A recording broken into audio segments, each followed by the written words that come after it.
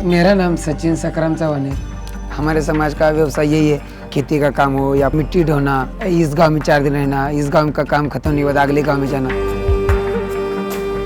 हमारे पास तो रहने के लिए घर भी नहीं था, हम टेंट पे रहते थे। इसलिए हमारे माता पिता ने हमें पढ़ा लिखाया और वो बाहर के गांव में जाकर काम करके आते थे, हमें पैसा देते थे। मैं 12 कक्षा तक पढ़ा। मैं तो आगे तो बहुत पढ़ना चाहता था, लेकिन आगे पढ़ने के लिए तो पैसा बहुत लगता था, इसलिए मुझे आगे सीखना ही छोड़ दिया उसे और पिताजी से पत्थर फोड़ना, खेती बाड़ी का काम शुरू कर दिया। मैंने अपने घर की परिस्थिति बदलने के लिए बड़े से शहर में जाने की कोशिश की, लेकिन वहाँ भी इतना सैलरी नहीं मिल रही थी। फिर मैंने वापस अपने गाँव आया और अपने पिताजी के साथ काम करना शुरू कर दी।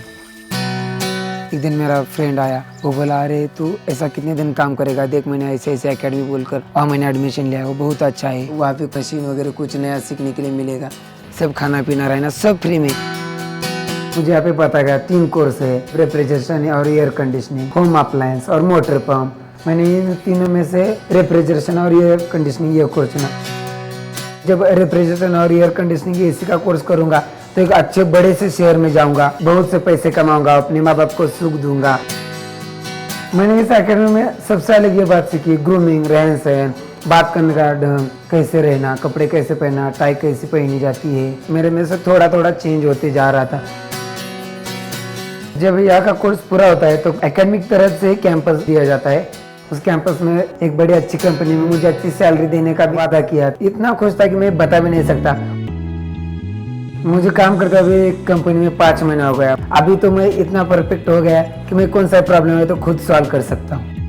मेरा जब धंधा अच्छा चल रहा था, मुझे कस्टमर कंपनी छोड़कर मुझे खुद को बोल रहे थे, टिप्स दे रहे थे, मुझे अच्छी सैलरी आ रही थी, इसलिए मैंने लोन से बाइक खरीद ली।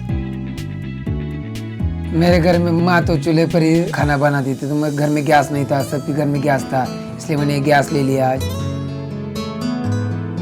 मेरे इस 5 महीने में मुझे अच्छी कंपनी से ऑफर आ रही है। मुझे बाहर के देश में जाने के लिए भी ऑफर आई थी, लेकिन मैं अब आपका अकेला लड़का हूँ। मैंने आगे सोच लिया कि और 1-2 साल के बाद मैं खुद का एक सर्विस सेंटर खोलूंगा और खुद की सर्विस सबसे बेहतर सर्विस दूँ।